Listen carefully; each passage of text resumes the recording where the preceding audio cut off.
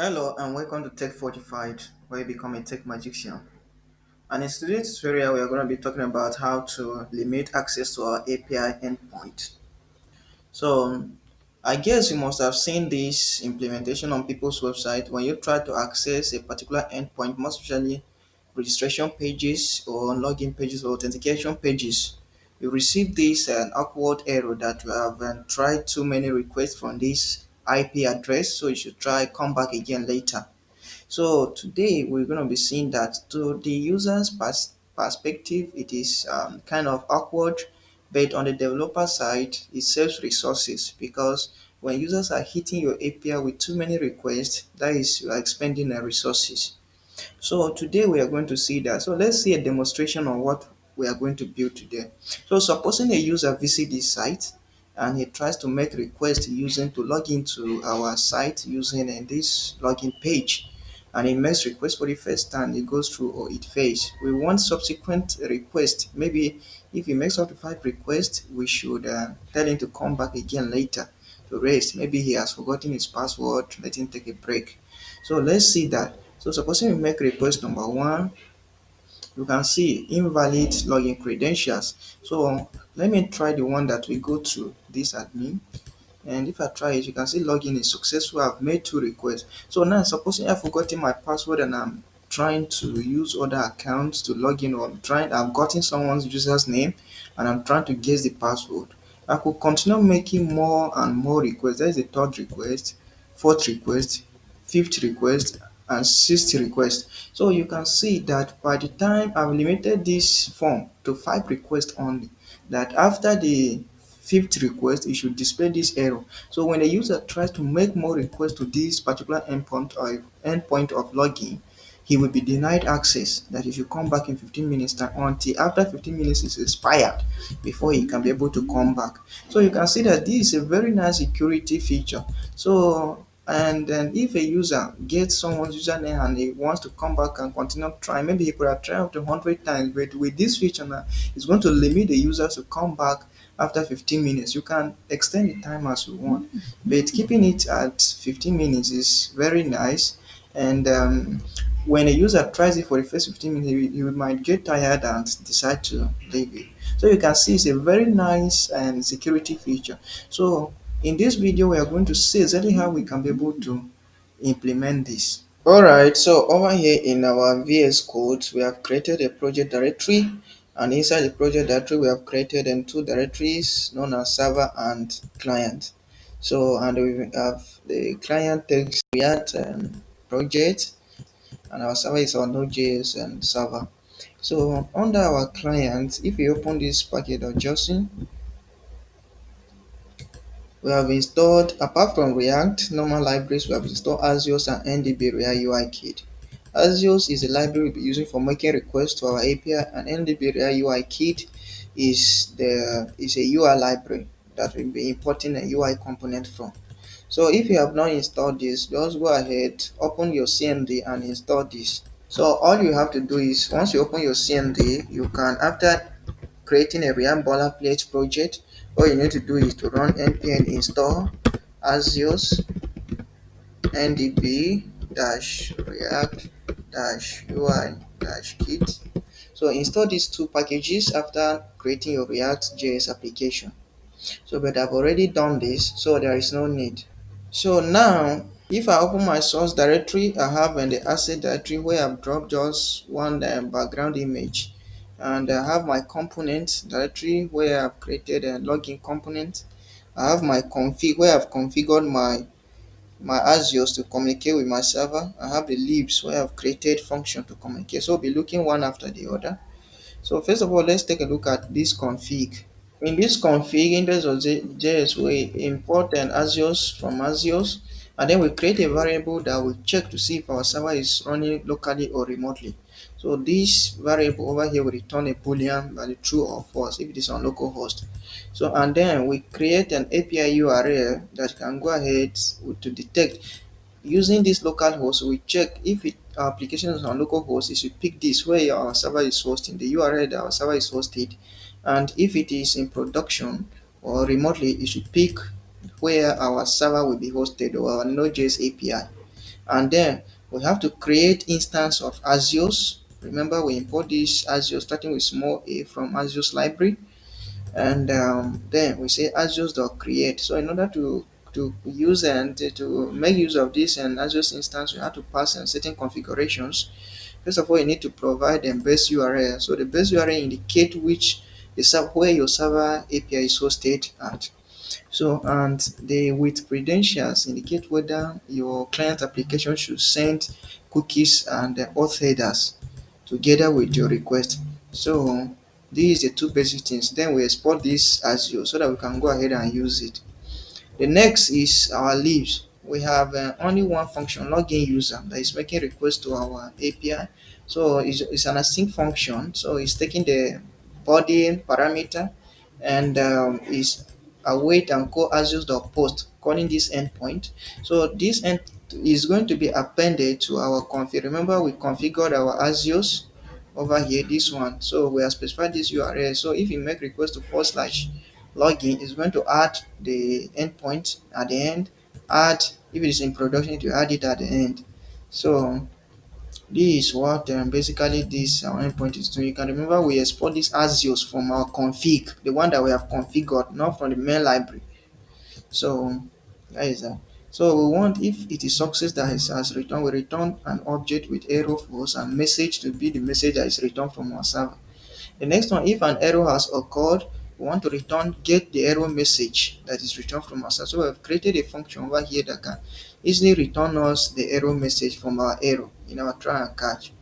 So and then we return this object of error true and message. So the message will be whichever message error that has occurred on our server. So after we have created this, the next one is we have created a login component.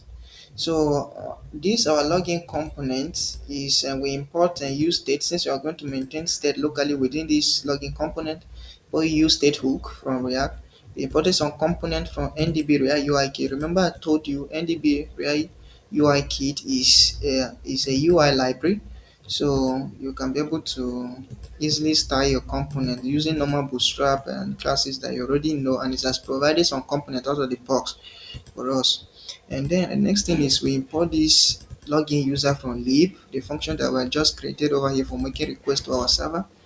And then we created some states, the loading state when our component is when our button we want sending request and it's loading, we want to show loading, username and password message. Then we create our event handlers so that whenever any of our input changes, it will go ahead and update our value in real time.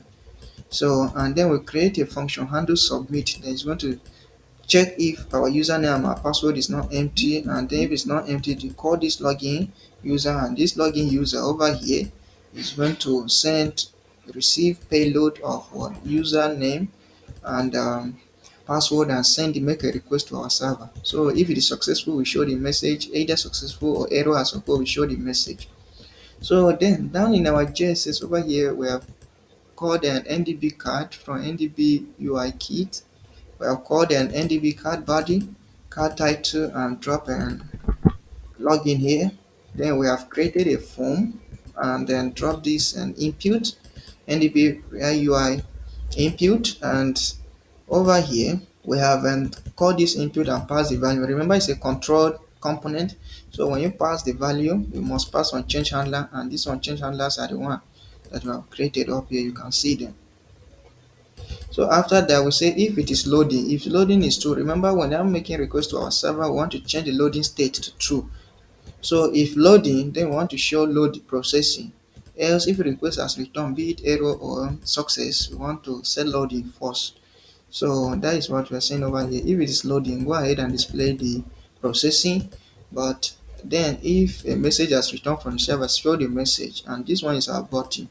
We disable the button whenever loading is true. We disable the button, and then we set on click listener on this and our button, so that whenever we click on it, it will go ahead and send this, call this login user and send request to our API. So as simple as this. So after we have created this login component, the next we want it to display in our application.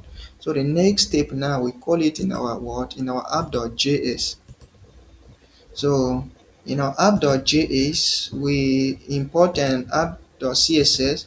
So yeah, so another thing is, in order for ndb react UI kit to work, we need to import this css file from ndb react UI kit, and then we want to make use of ndb colon and container. So we do that, then we import this our login component over here so that we can go ahead and display it in our app. And over here we have our ndb container that is wrapped around our component, and we want to do this to display in the center of the web page. So we attach it a class of container. These normal bootstrap classes, and if it's on large device, it should display four columns. Then we call our login component. Alright, so after this, if you open our app.css, you can see that I've added some few styles over here.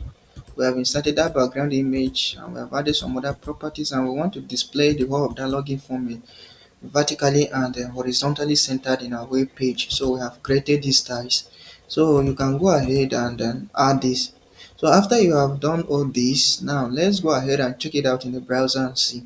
Alright, so back here in our browser, you can see our form is showing in the center of our web page, and if you try to make any request right now, it will fail because our server is not yet connected. So if I try to make any request, you will see error because our server is not yet connected. You can see network error, but everything is working now. So since we are done with our client application setup, all we need to do now is to go and set up our server. Alright, so back here under our server, you can see that I've set up our basic server. I've created all the things that we need to create. So let me open my package.json so that you can see the dependencies that we have. So we have compression, cost.env, express rate limit, helmet, and a dev dependency known as nodemon. So all you need to do is to open your CMD and bootstrap your Node.js application and then install these packages. So let's see how we can do that. Alright, so once you open your CMD, navigate your server directory and type this command npm init and hit enter. It will ask you some couple of questions. After you have answered those questions, since I've already done this, after you have answered those questions, you can now install the packages. So just to install the packages, the dependencies, we just run this command npm install. So the packages that we need is compression, we need an express, we need express dash rate dash limit, we need course, we need helmet, then hit enter to install these packages. But I've already done this mount, so you go ahead and do this, install these packages. These are packages that we need. After you must have installed those packages, the next command is to install another package again, but this time around this one will be a dev dependency. So a development dependency only installs in the development environment, so it will not be shipped to production. So all we have to do is to npm install, and we have to pass a flag known as self-dev, and then we call the package that we want to install as a development dependency. So you can see this flag over here. So hit enter. We want to install this nodemon as a dev dependency. Nodemon is a package that restart our server whenever we make any changes within our server side code. So go ahead and install it. So but I've already done this, so no need for me to install, but you should go ahead and install it. Alright, so after we have installed all our packages, we need to configure our application so that it can be able to restart this our main index.js file. So now within this, still within our package.json, go ahead and add a key on that script. If you started your server, the only script command that you see is test. So go ahead and add a start script and point it to say node index.js and add another script command known as nodemon index.js.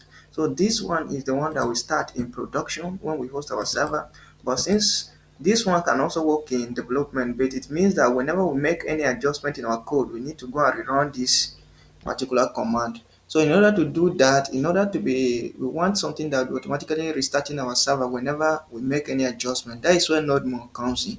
So nodemon is a package that restart our server whenever we make any change within our code. So just configure it, call nodemon as a key. You can call any name of your choice. You can change it to dev, you can change it to any name of your choice. I just prefer this nodemon. So and then nodemon index.js. So it is the package that will restart our server whenever we make any adjustment. You can see it is installed as a dev dependency if you run the command. And this one are our normal dependencies. So let's take a look at what is inside our index.js. So inside our index.js, we have required .env, and then we call this function known as config. So what is this .env package used for? .env package is used for reading our environment variables. You can see that we created a file over here known as what? .env. So .environment. So it is whenever you have anything like configuration, you don't directly drop it inside your Node.js application, but you drop it inside this your .env file, so that you can now go ahead and call it inside your application. So you create your own variables like this, your environment variables like this. But for you to be able to read these environment variables that we have created over here, you must install a package known as what? .env. So that .env is for you to be able to make use of all these variables within your application. You must install .env package. So this .env, and when you install it, you call it immediately. It should be the number one package within your Node.js application if you are using environment variables. So, and now we have HTTP. HTTP is just a module, is just a native or a built-in module in Node.js for creating our HTTP server. We have Express. So setting up our Express server. We have CORE, stand for cross-origin resource sharing. So it enables our client application to connect with our server and share resources. Element is used for setting proper headers for us. Compression is used to compress our response before sending it to the browser. So if our resources is up to 1 MB, compression can compress it down to like maybe 100 KB before sending the response. So this can make our website very fast. And we imported a user route. I'll be talking about the route from config. So since our environment variable, we have defined our environment variables over here, we can be able to, we have created another directory known as config, so that we can go ahead and call all our environment variables there. So, and I've seen a lot of people, whenever they're designing their own application, they will go about calling process.env.this, process.env everywhere. So, but what if, for instance, now I happen to change, if I go back to .env here, I happen to change this host name and I use this host name in many places within my code. Does that mean that I have to go through my code changing this? So with that, in order to avoid this, I normally create a config directory, and inside the config directory, I export all my environment variables. So I give them custom name and then I call process.env to avoid calling process.env in my code everywhere. So you can see before we call process.env.port, you can see this. But remember that without installing this package known as .env, this process.env.port that we are calling over here will not work. So before you make use of process.env, ensure you install and you call this package on the number one line within your Node.js server. So the next property here is our local client app and our remote client application. You can see over here that we have defined where our client application will be running is on port 5000, where our react.js application will be running, and we have defined the domain name where we'll be hosting this application if it is remotely. So, and we have defined where our local API will be running as well. This is our current server, Node.js server, and we have defined where we want to host it later in the production. So you can go ahead and do this for your own site too. Change it to your own domain name so that you'll be hosting your client application and your server application. We also created another key over here or property known as allowed domains. So these allowed domains, we check if the process.env.node environment is in production. That is, if it's equal to production, then it should get our environment in production. You can see this remote, it should get them. If our node environment is production, we should get the remote server URL, else we should get the what? We should get a local URL. So this is what this allow domains. We are going to use it with our calls to allow our client application to communicate with our server. So the next up over here in our index.js, the main one, we now import this config. I'll be talking about the route. So that is where we import the config. So, but when we import the config, remember over here when we are exporting this config, we export it as an object. So we can be able to get all these keys within our application and use it. So I destructure this part and allow domains from config. So this is a config file. So I say const app is equal to express, which is this express. We want to instantiate it, and then we have to pass in what middleware. So this express.json will be able to pass our request JSON body, and then our express.url encoded extended false. So CORE stands for cross origin resource sharing. So it allows our client application to connect to our server. So, but if you don't know how to configure this course, I have a full video. Check up here. I have a full video on course. I have a crash course. And origin in course configuration, you need to specify the origin. The origin is the client application. It could be many domains. I've already done a video on it, so check it out. But you can see in our config over here, we are sending an array. So of the remote or the local client server and the local client app or server. So it will be that array, we pass it as origin. So those will be the only origin that it will allow. So we are saying that if request is coming from this particular origin, allow it. If it is in production, allow this one. Or and if it is server that is making request to itself, allow it to. But any other thing it should disallow. So that is the meaning of this request allow domains. And credentials true.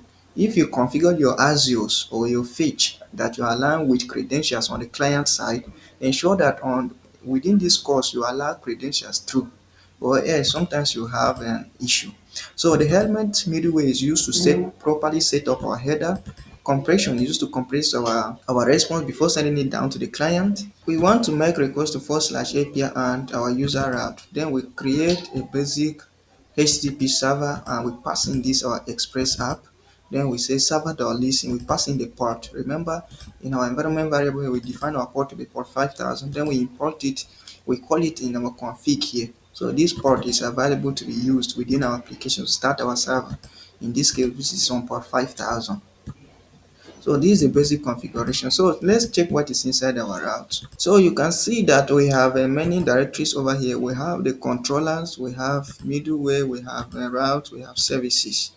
So normally in a typical application, you have the services, you have the controllers, you have the route, and if maybe you have a middlewares, you can make use of this. So I will be explaining this one after the other. So you can see our login service function is just inside this our services, our services indepth.js. Our login service is just a function, and in this function it takes a parameter of body, and then we hard code the correct password and username over here.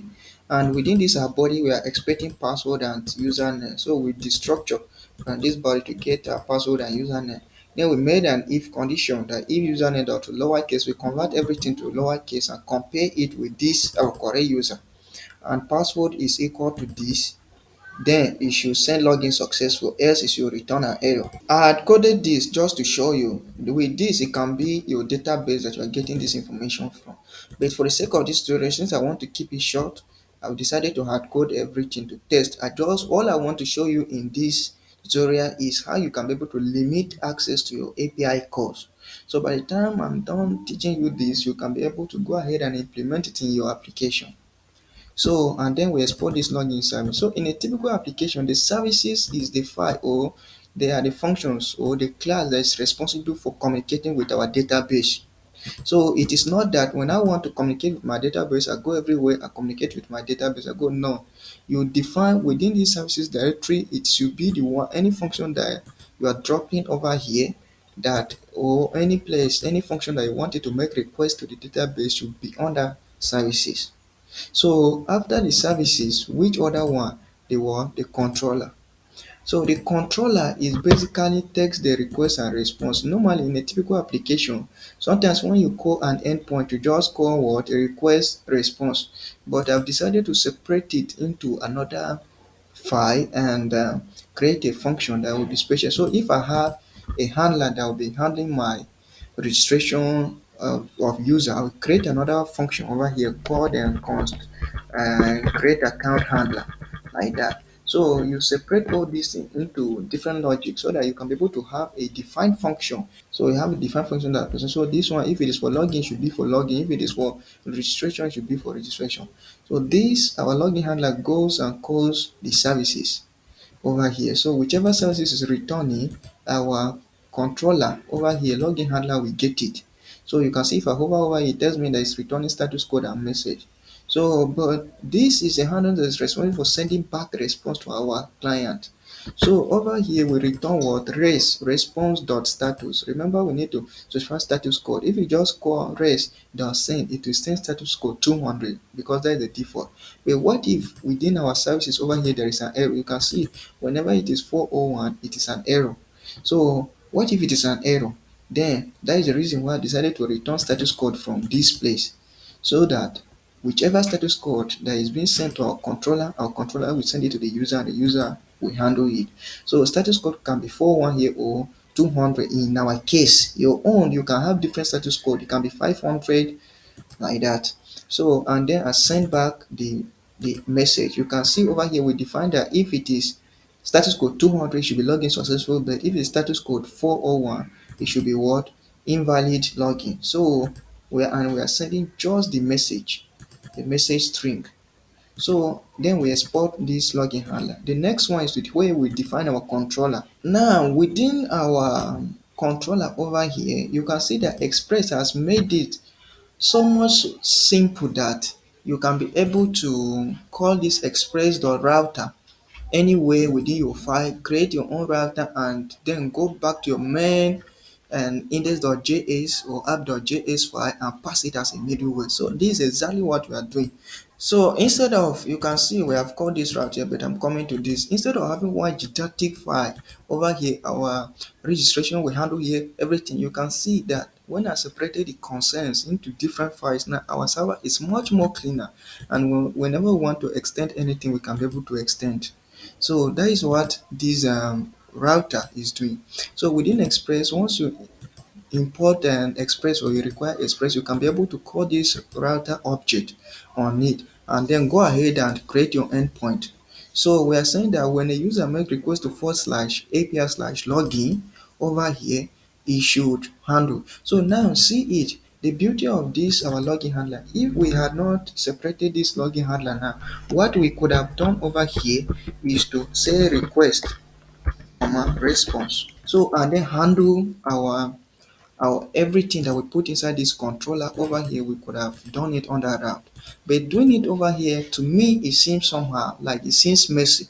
So instead of doing that, I have to separate it into another word function so that our code will be much more cleaner. Anyone who has access to our code will easily understand it and he can be able to extend, he can be able to add any kind of middleware to this particular route, just the way we have added this account middleware over here.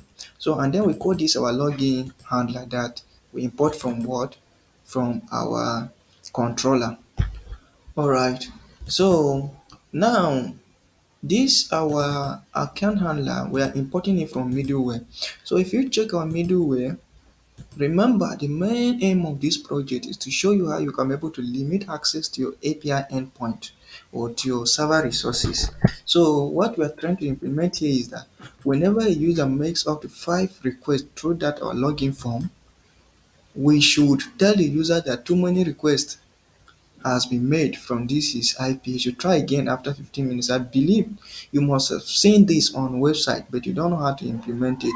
So, but with the use of this library known as Express Rate Limit, it has handled much of the heavy lifting for us. So all we just need to do is to create a simple so all we have to do is to create a variable over here and call this rate limit. You can call it any name of it, just provided you import from this express rate limit and then you define the window frame. So now how is this working? We are saying that the window fixed size should be what? 15 seconds. So this time is milliseconds. So we are saying that in 15 minutes, if a user makes 5 requests within 15 minutes, our server, the 60 request, our server should respond with too many requests made from this API.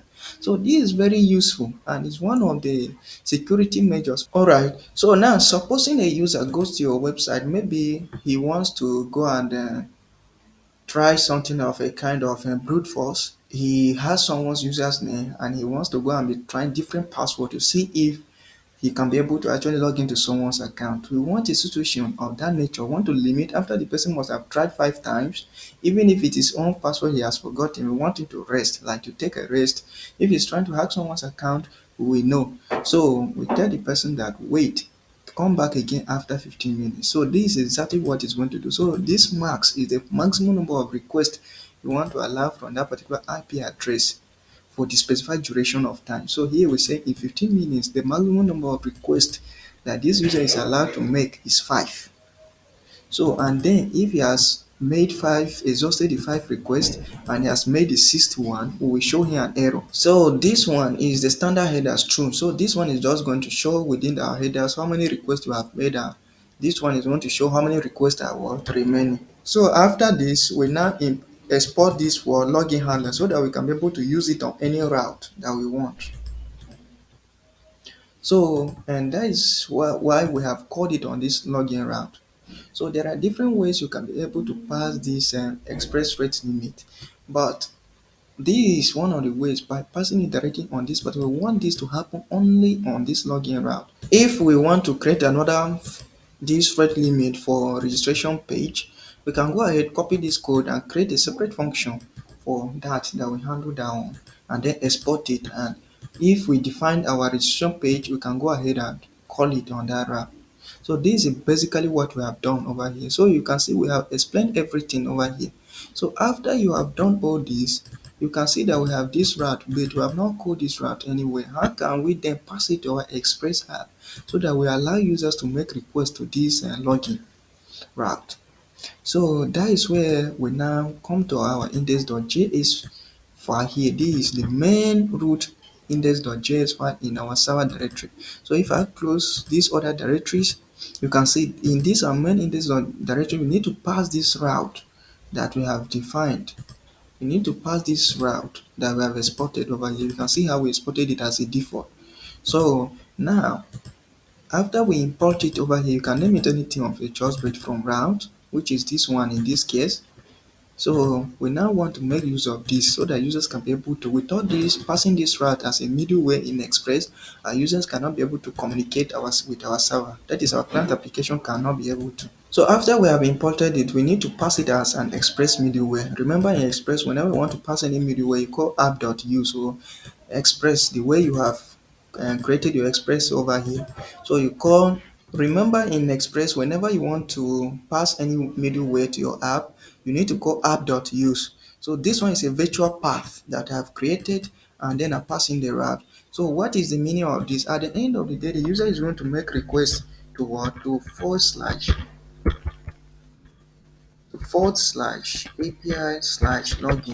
So you can see that I've created this virtual path since I want it to be prepended on all my route. You can see my route over here is just /login. But when the user is making requests from the client application, I want it to be what? To prepend on the client side. You can see that we pass this /API. So at the end of this, it's going to be /API/login.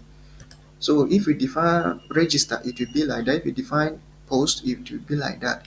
So that is how this virtual path works. So after we have done all this, we can now save everything and start our server and see. Alright, so after we have done all that, since we have already made our configuration, all we need to do is to navigate to this our server directory and type node more. So just type node more and hit enter. So if we run this command, you can see that our server is up and running on port 5000 over here.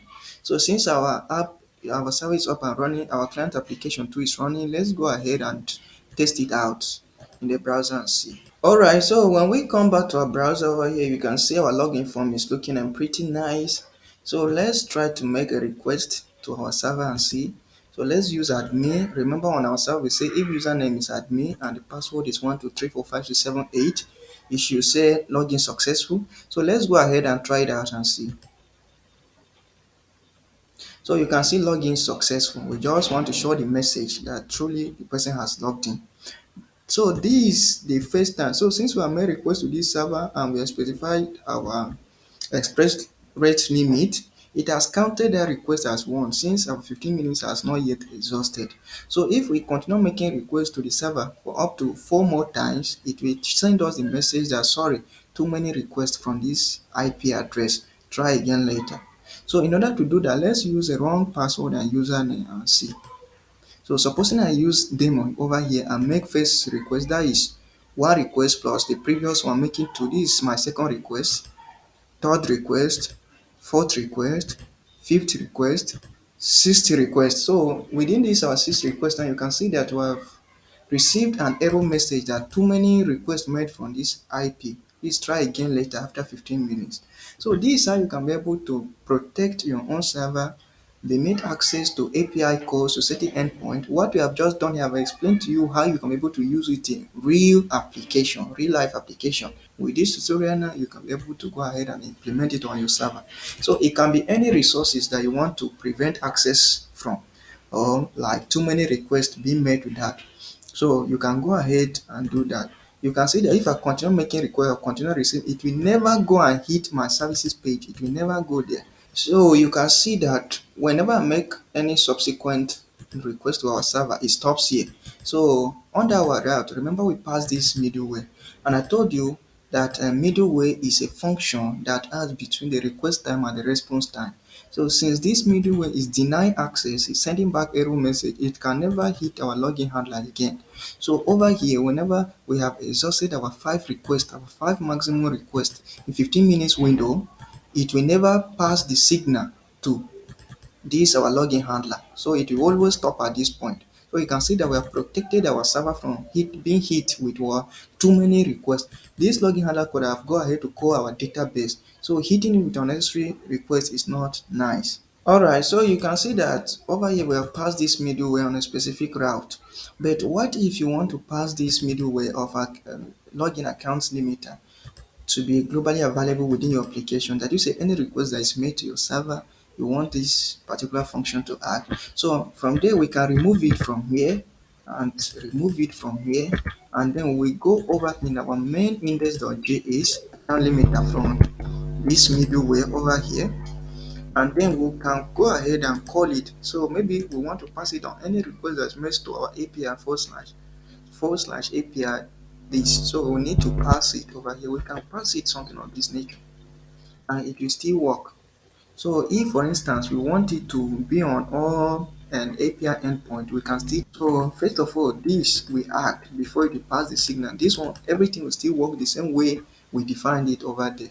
But sometimes passing it globally now you are limiting. Supposing I have users requesting for post, requesting for their details, all this, that you say all requests that you are supposed to make to yourself is 5 only.